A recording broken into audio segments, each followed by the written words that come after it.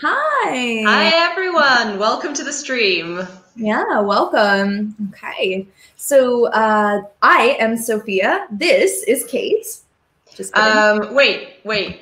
I thought I'm Kate and you're Sophia, right? Yeah, No, you're Kate. I'm Sophia. I'm Kate. Okay, I don't remember how we practiced this. So, kidding. Hi everyone. Let's do a quick introduction for our students that don't know us. Do you want to Okay, start? sure. Okay. My name is Kate. I am from the United States of America, from Portland, Oregon, on the West Coast. And now I live in San Giovanni in Presticeto. Okay, what about you? Well, I'm from London, but I have lived in Bologna for the last 4 years. And for the last 2 years almost, I have been working at my English school in Bologna Mille. Ding! Fantastic work. So if you are joining us now, please introduce yourselves to us. Say hello, say your name, where do you come from, where are you watching us? And tell us, do you prefer sunrise or sunset, and why? And why? Sophia, tell us, what do you think? Do you prefer sunrise or sunset? Hi, Gianluca. Hi, Gianluca. Welcome. Nice to see you. I prefer sunrise because for me, sunrise is more special. You know, if you are awake to see the sun rise, usually it means that something very special happened in the night, or you are awake early because something very particular is going to happen. So I think that sunrise is much more exciting. And also, I like new beginnings. And for me, sunrise is a new beginning. What about for you, Kate? What do you prefer? What a wonderful explanation. That's nice. I actually prefer sunsets. Okay. For me, it's not about the rarity of it, though that it was a beautiful explanation.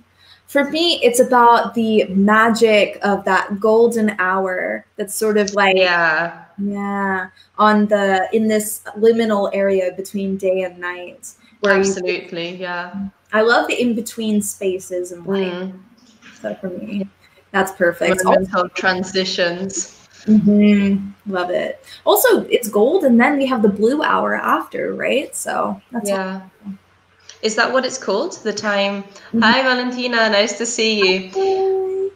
Is that what it's called? The time after the golden hour is the blue hour. Oh, that's cool. I didn't know that. Yeah, that's really. Let's see what Gianluca says. He says, "Hi, I'm Gianluca from Bologna, and I prefer sunset. If you've never seen a sunset with the sun that falls in the sea, maybe you mean after a beach day, you can't understand." Yes, that good one, Gianluca. That is an excellent answer and very well written as well. Really good, good vocabulary. Yeah, I understand. Well, I understand. One of my favorite moments in the summer is when I'm at the beach and I can see the sunset after a long day at the beach, and it's a magical time. Me too. I love that. What about for our other students? What do you prefer, sunrises and sunsets? Yeah, tell us in the comments. Also, introduce yourselves. Yeah, tell us, like Gianluca did, who you are, where you are. Yeah, not seeing a lot of sunrises and sunsets in this period, unfortunately. I wake up very, very late. Does this happen to you also, Kate, that you wake up very late in this period? She's shaking her head. No. Are you waking up early? Yes. Which is very strange for me. I'm not a morning person. Okay. So are you seeing the sunrise? More or less. I think I wake up at 8 in the morning every morning now. I don't. And hi, Sole. Welcome. Hi, Sole. Speaking of the sun, we have Sole here. Soleil's come. Here comes the sun. Do, do, do, do, do. We should just sing that every time Sole comes into the school. We should just sing, "Here comes the sun." Let's do it. Tell us more. Yeah, Sole says, I prefer sunset. Tell us why do you like the sunset? You called me? Says, you called me. You Nice. heard. Yeah. You heard me. Okay. Good, good. Shall we look at our focus for today? Sure, why not? Here we go. Ta-da! So today we will talk about paradise on Earth. Valentina also has an answer. Valentina says, shall we bring up Valentina's answer? She says, I prefer the sunrise. I love the atmosphere. There is silence and the colors are so relaxing. Sunrise makes me feel happy.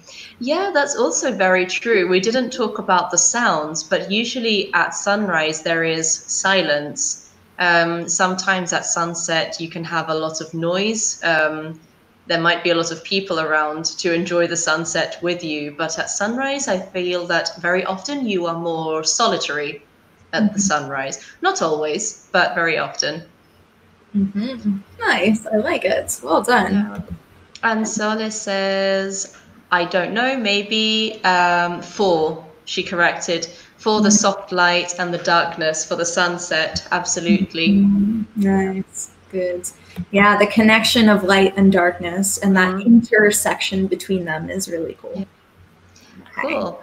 So let's look at what we will do today in our webinar. All right, so here we go.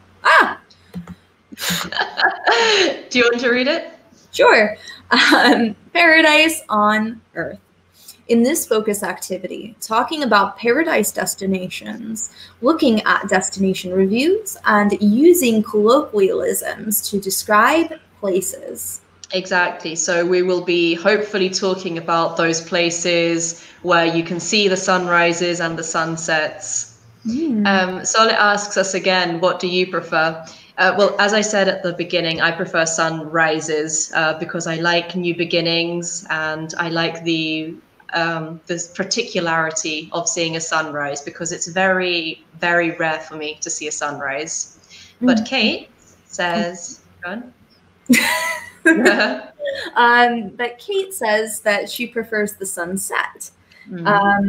I prefer it because I love to, like I said before, see the intersection between light and darkness, where at first you have this lovely golden light. We call that magic twilight the golden hour, because photographers say it's the best time to take pictures and it's beautiful, but also the blue hour. So this hour after, where it's gentle and it's shifting into the nighttime. It's still light, but everything is quite muted and blue.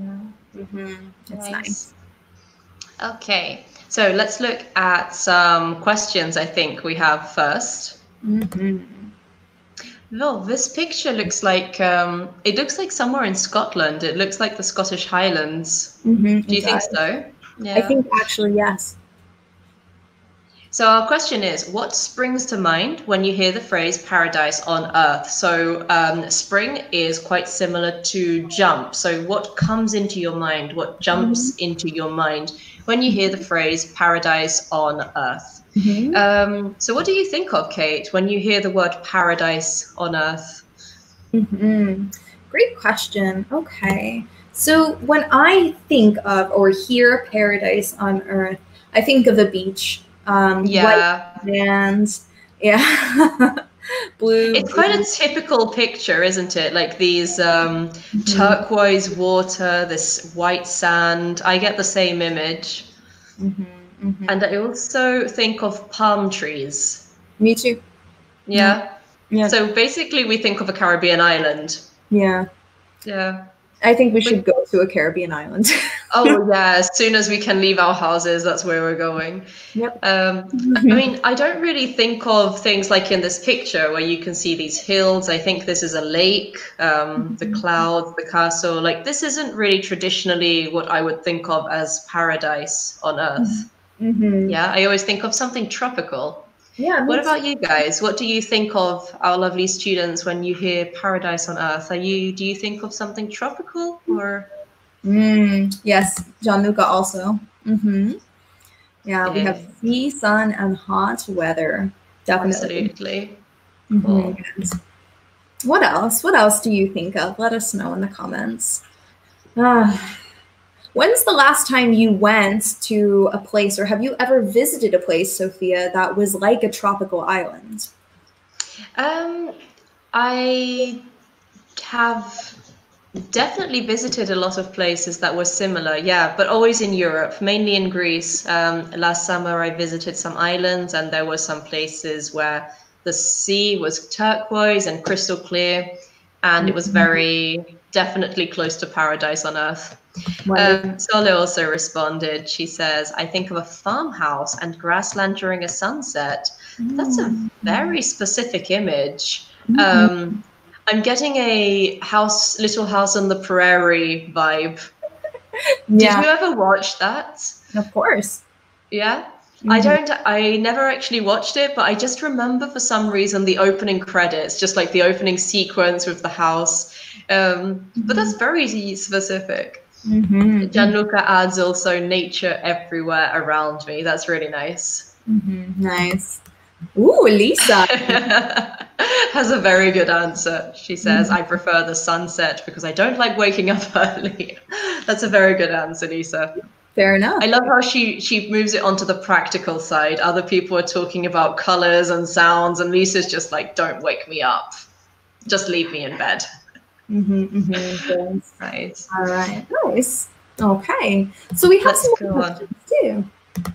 Here we go. Do you think you've ever seen paradise on earth and describe it? Well, as I said, some places, some beaches I visited this summer were definitely close to paradise on earth.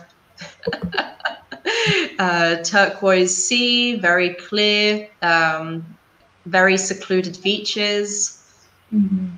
Yeah. What about for you, Kate?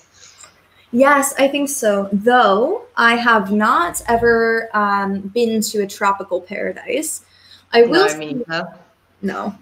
I've been to the mountains though, and I think there are some parts of Alto Adige, the natural parks that are, it's like paradise with the rolling green fields and the huge mountains overhead and the nice weather. Yeah.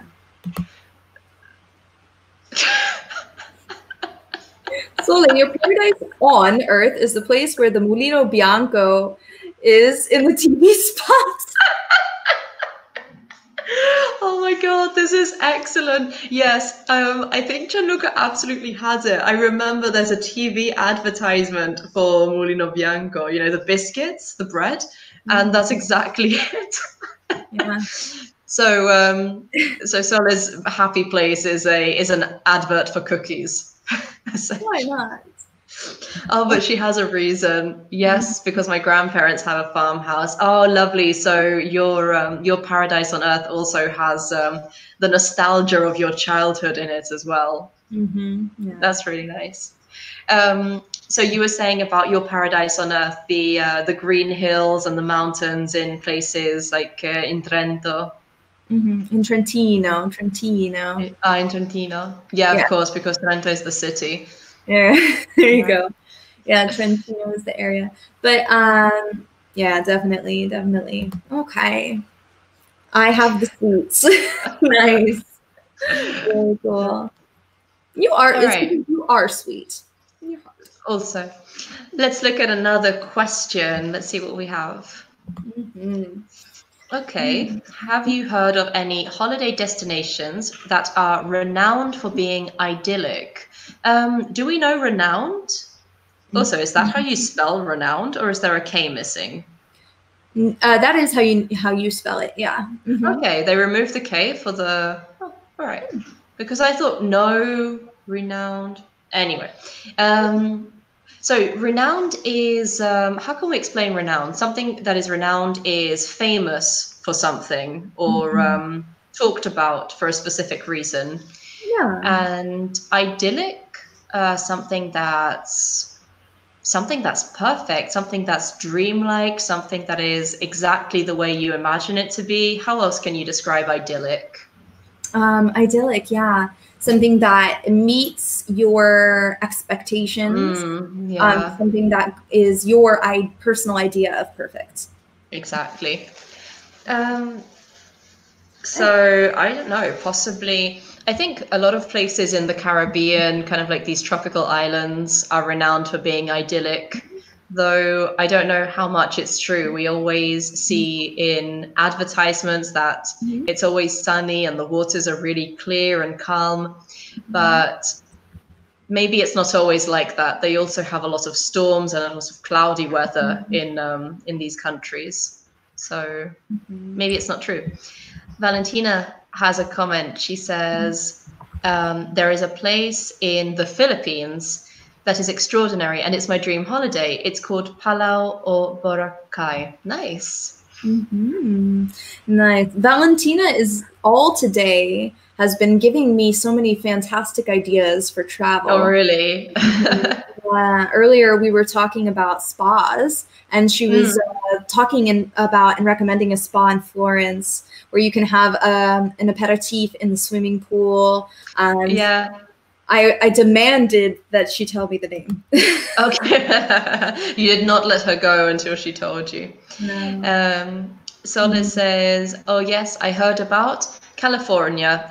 It's a name, so it's not necessary to use an article. I heard about California. Good. And here are the definitions for you guys, by the way. And China's forests. Okay, again, Sole, because it's a name, when it's a country or a city or a person, it's not necessary to use the. And it's China. Say it with us, China. Or Chinese, in this case, is an adjective. Good. Okay, nice. I think that's really cool. All right. I think that's your paradise on earth. That's your idyllic place, Kate. It is. In fact, I think that is in Alto Adige. That looks like the Swiss Alps. 100%. I'm Italian Alps. Yeah. Okay. So let's look at this question. For you, what makes a place a paradise? Which of these are the most important in making a destination idyllic? So we have a list. Can you read the list for me? Of course. So we have the atmosphere, experiencing a new culture, the landscape, things to do, and monuments, museums, tourist attractions. Sure. So for you, what is the most important in making a place idyllic? Yeah. Let us know in the comments. And for me, I would say the atmosphere. Yeah. It's strange, but when I think about a paradise, things like Valentina's got an answer. She says, when I was a child, my dream job was to work at a travel agency. You probably don't give up on that dream job. I think you have the talents to do it, Valentina. Yes. Yeah, you've already sold me on 2 different things. You already have your first client. It's me. Landscape, atmosphere. Yeah, I agree with Gianluca. It's the way the place looks and the way you feel when you're there. And Sole agrees too. Yeah, because when you think about paradise, I mean, you don't care about what to do, the activities, the tourist attractions. Like, that's not a part of it. If a place that's paradise is, it's more about the place itself rather than what you do there, I feel. Yes, I do agree. It's kind of magical, right? Something that takes a good vacation from being just a nice place to visit to a paradise. I think, it's this special element, the atmosphere, that you can't really describe. Absolutely. Yeah. What about, we haven't mentioned though, experiencing a new culture. Does that come into it? I think sometimes. Yeah. But again, I think it's connected to the visual and to the atmosphere. Yeah. Like, I don't know if, for example, learning the language of the place, which would be connected to the culture, would necessarily make it a paradise. Mm. Yeah, I mean, I think that's I love new cultural experiences, and for me, when I travel, that's very important. Mm. But I think that's a separate issue from paradise. I think that's Yeah, more challenging yourself. it's more About challenging yourself to grow. Yeah, I absolutely agree. I absolutely agree. But paradise, I don't think, isn't about challenging yourself. It's about finding a place that just clicks with you somehow. Mm-hmm. Yeah. Well said. Good. All right. Let's go ahead and keep it going. What do you think? Yeah, absolutely. Let's look at some vocabulary. Okay. I think that's what we're doing next. Absolutely. So Good. we're going to look at some useful phrases, useful colloquialisms that will help you to describe certain destinations. So Valentina, start making notes because your career is about to take flight. Yeah. It's fantastic. Mm-hmm. So let's read the first one. Okay. So number 1, we stayed in the heart of the city. Exactly. So look at the underlined words or phrases and tell us what you think these mean. Maybe we should just read them actually. And in the meantime, our students can tell us what they think give us a synonym or an explanation for each one. Okay. So number 2, it was packed and vibrant, a bustling town. So we've got 3 words there that try to give us a synonym or an explanation for what these adjectives mean. Packed, vibrant, and bustling. Nice, nice. Okay, the next one. The castle was vast and run down. Nice, good.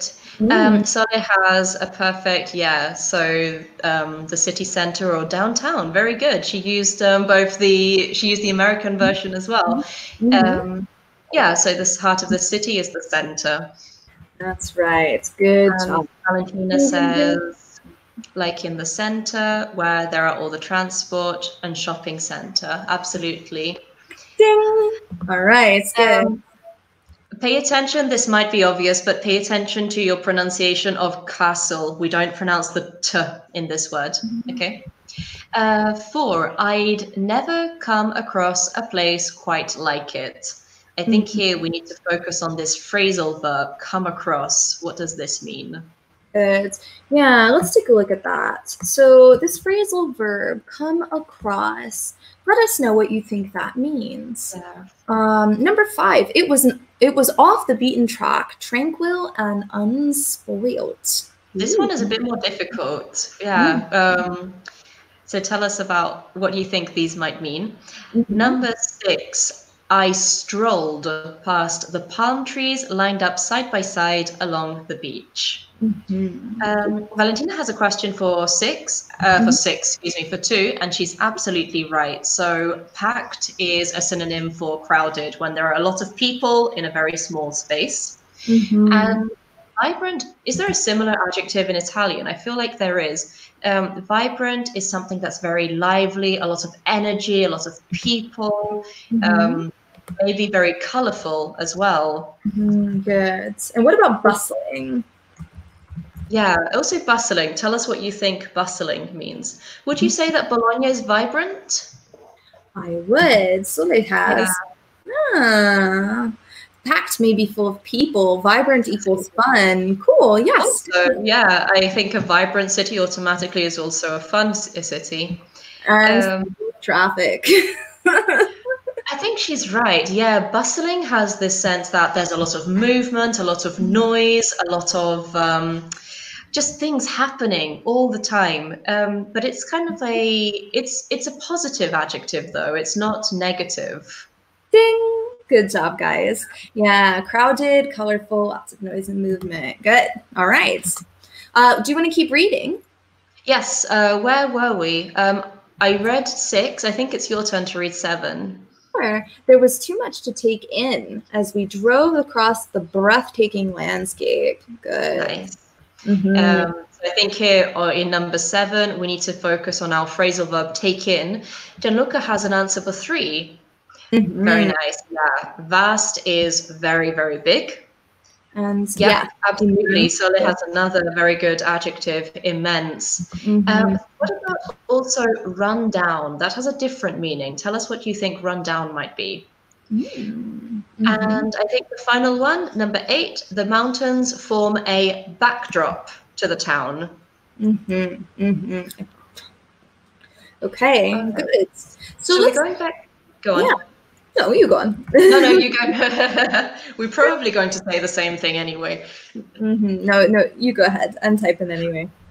Oh, I was going to say, let's go back to run down. Is that what you were going to say? Yeah. And look at this. So let's think about some rundown places that we know, maybe to give them some help.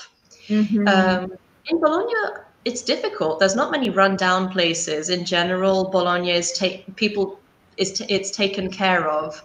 And Luca says you have to walk a lot. Not quite. It's a good guess. It's a good guess. It's a good guess. Maybe there are some places to the north of the city around the train station that are a bit run down.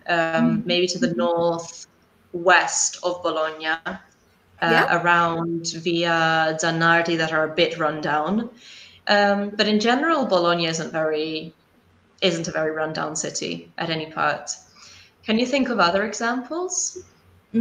Sure. So in San Giovanni in Persiceto, there is an abbey, an actual abandoned abbey, where if you look at the building from the outside, you can see moss and plants that are growing into the brick, into the walls.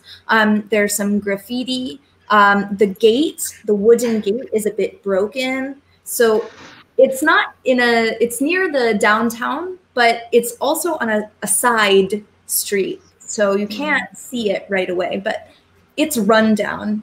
Yeah, exactly. We don't take care of it anymore. Exactly. So rundown is kind of like neglected, abandoned, and it's just started to collapse. Okay. Maybe there's graffiti, maybe the glass is broken, a lot of plants growing. So something is abandoned and neglected. So let's go on to come across, our phrasal verb. I come across something. We can use it in different situations as well. Maybe I am reading a book. I'm actually, yes, Sole actually did get it. Run down, maybe no care. Yeah, so people stop taking care of it. Talking of come across, I actually have my prop ready right here. So this is the book that I'm currently reading. I'm reading Elena Ferrante in Italian. And sometimes when I am reading, actually often when I'm reading, I come across a new word which I don't know the meaning of in Italian. Or another example is maybe I go to the supermarket and I come across, do you come across a person? I come across a friend of mine in a supermarket. I'm thinking of run into. But yeah, come across a word you don't know, come across a new place. What else do you come across? Yeah, come across a new opportunity or a new way to do something. Yeah, absolutely. So how can you describe it? It's like finding something, but by accident.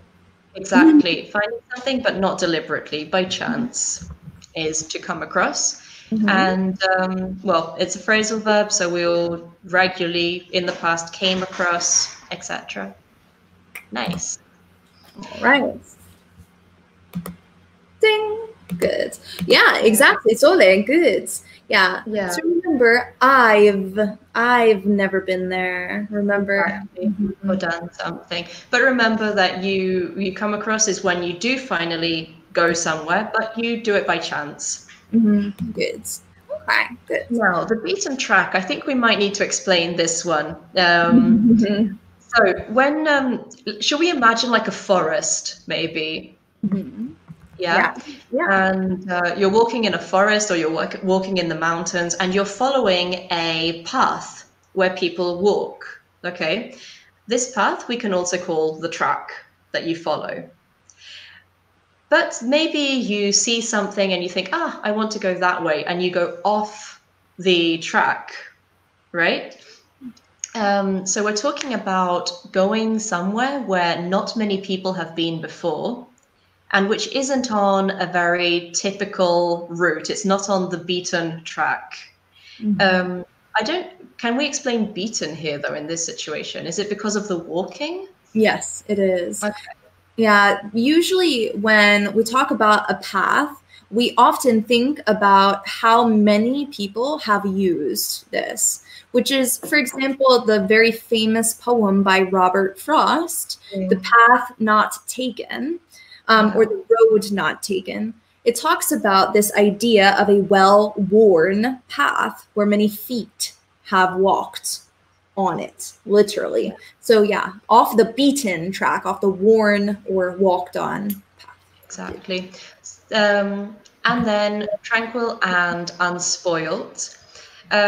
Spoil is to ruin or to destroy something, to spoil something. So if a place is unspoilt, it means that it's untouched, where maybe not many people have been before, no human influence or impact. So it's this perfect natural place. Okay. Untouched. Pristine, no human impact. Ta-da! Okay. Wow, there's a lot of lovely vocabulary in this one. Then we have 5. Oh, Gianluca has a good answer for 5. He says, I've lost myself in a big natural park, so I know what you mean. Gianluca tried to go off the beaten track and got lost. Which natural park was it, Gianluca? Was it in Italy or were you in another country? Because I know that natural parks are very famous in the States, but there are also some very nice ones in Italy, which unfortunately I still haven't visited, which I'd really like to. Good. Have you ever visited a natural park in Italy? Me? Yeah. Yes, of course. It was very technically in Italy, though. It was on the border of Austria, so. Oh, okay. You could actually walk to the border, and you would need your passport because there was a checkpoint there. Yeah. But it was cool. Nice. Gianluca says Pantalica in Sicily is the natural park. Nice. What about in the States? Have you visited any natural parks in the States? I mean, I've visited, okay, it's difficult to answer. Nothing really big. However, I've been in the wilderness a lot in the States. So maybe not a natural park, but in the forest. I've spent a lot of my time in the forest. Sole asks if strolled is sit. It's not sit, it's actually walk. So when you stroll, you walk, but with absolutely no purpose or objective. You're just slowly walking with no destination. Do you ever stroll, Kate? No. I never stroll. I used to. I feel like I used to stroll in the past, but I never stroll anymore. Whenever I'm walking, I always have a destination. Me too. But stroll can also be a noun. You can say, let's go for a stroll. And essentially you mean, let's just go for a walk. Let's just walk around with no objective and no destination. It's a very popular Sunday afternoon activity. And then people walk very slowly, and you have to go somewhere by a specific time, and you can't around them. This is actually one of my biggest pet peeves. When I'm, for example, when I'm in Via dell'Indipendenza and I need to go somewhere quickly and I have to try and get around people, it just makes me so angry. Me too. I've crashed into people doing that. When I was a toddler, I used to be strolled. Yeah, they take you out. And in fact, in American, the thing that they push babies in is called a stroller, right? Yes, it is. Yeah. We don't call it a stroller in British English, but in American, it's a stroller. In British English, is it a carriage? No, it's a pram. A what? Pram. A pram. Yeah, okay. I'll write it for you so you can see it, because it's a pram, but the full word is a perambulator. A perambulator. That's exactly. Yeah. Fantastic. That's quite. But obviously we can't go around saying, oh, the baby's in the perambulator, because that sounds like abuse. So we just shortened it to pram. Yeah, it sounds like the baby has been arrested for some kind of domestic terrorism. What's going on? Is the baby all right? Okay. Yeah, good. The pram. And now Monty Python Spam-A-Lot makes a lot more sense to me. Okay. Here we go. People make you angry, Gianluca, angry because you are addicted to shopping and you hate all there are between you and the things you want to buy. Oh my God, I've made such a bad impression on Gianluca. No, it's actually usually when I'm trying to get to work, because I have to go down Via dell'Indipendenza to arrive at work. So I'm usually running in a hurry and all these people are slowly shopping. So that's why it makes me angry. I'm not addicted to shopping anymore. I got over my addiction. You got over your addiction from one side to another side. I think it must be side by side, yeah, so in order. Good. Yeah. This thing and this thing, they are side by side. Yeah, I don't even need to be late to be frustrated by people who walk slowly, but that's another thing. Okay. There was too much to take in. So in this case, we're looking at to take in is to absorb. Okay, things to see, things to hear, to smell. So all of this things around you to absorb is to take in. And I'm sure everybody understands breathtaking. Something that is so beautiful that you see it and you lose your breath. Yeah. Wow. I'm trying to think, have you ever seen anything that was just truly breathtaking? Yeah, I remember it very clearly. I was in Budapest at Christmas, around Christmas of 2018, so just over 2 years ago. And I was walking along the river, and suddenly I turned around and I saw the Parliament building on the banks of the Danube. And literally it took my breath away. I stopped and I gasped when I saw it. It was so beautiful. It was night, so there were lots of lights, and yeah, that was honestly breathtaking. Yeah. What about for you? Can you think of a breathtaking moment of you? Yes, definitely. I can think of two, but I'll tell you only one. So was the second one when you saw your husband? Cute, very cute. So three then, but oh, bless you. So nice. The first was when I first arrived in Portland. I saw the hills that were rising over the city, and all of the windows were lit. So it was like these glittering mountainous hills that were sort of looming over the downtown area and the port. It was beautiful. Okay, I will tell you the second one. The second one was when I went off the beaten track in Portland into the countryside of Oregon. We went through the mountains, and a friend of mine and her 3 corgis, we stopped on the side of the road, and we found a random path, just completely random, up the side of a mountain. So we went and we took this path with the dogs, and when we arrived at the top, we were so high in the air, we could see the entire bay and port unfolding beneath us with the mists of the mountains, like rolling in these thick clouds. And I really felt like that painting called The Stranger, you know, where he's standing on a mountaintop. It was cool. Yeah, I know it. The one that the romantic poets used a lot. I know which one. So you felt like that person. That's fantastic. Really nice. Tell us as well in the comments if you had any breathtaking moments in your life. Maybe a view that you saw that made you lose your breath. The final one is the mountains form a backdrop. I mean, the backdrop is simply the background. In fact, if we can use us as an example, you have here a beautiful backdrop of my wall and my radiator right here. This is the backdrop. Also my sofa. This is the backdrop to me. What's your backdrop? Is that a window? It's my kitchen door, actually. My kitchen door that the cats loves to open. And during your webinars. Yes, and then we have a little plate, a decorative plate up there. So. Oh, nice. So this is your backdrop, simply the background. Okay, well, let us know if you understand the vocabulary, if maybe there's something that is not clear. We can explain it better, I'm sure. Shall we continue? We shall. Yeah. Okay, let's do some more vocabulary. We're going to look at a travel review for Marrakesh. Have you ever visited Marrakesh? No, have you?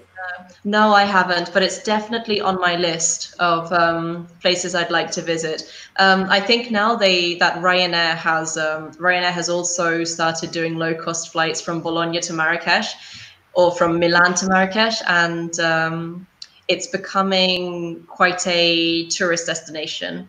It's becoming very popular for city breaks. Ooh, we have one here.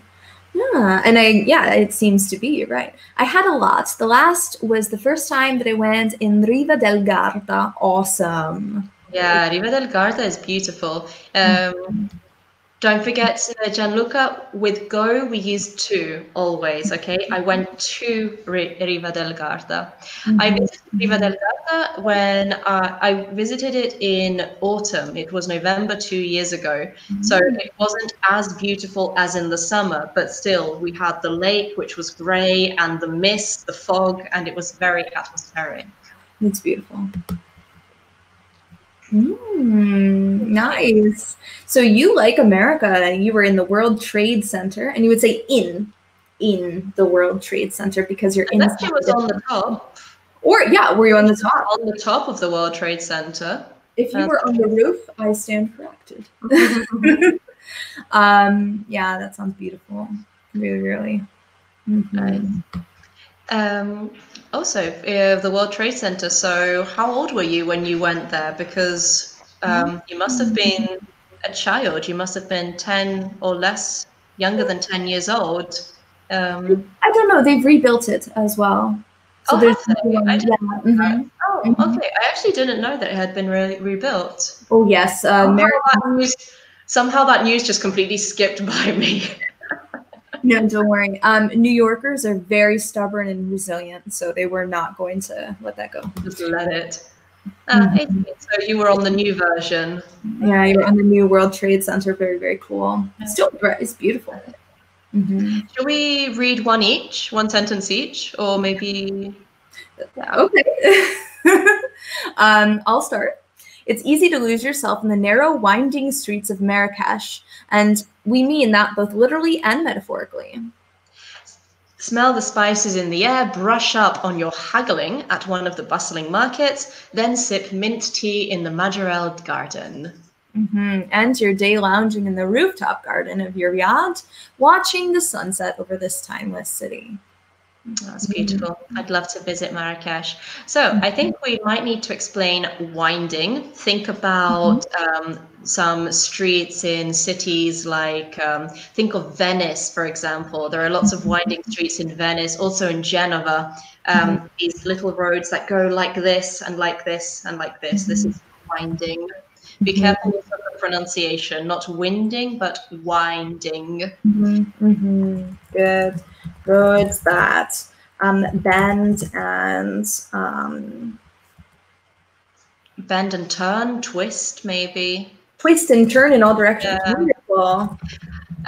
We also later on have a phrasal verb, which is brush up on. Okay, remember here we've actually got 3 words. It's a phrasal verb with 2 prepositions, brush up on.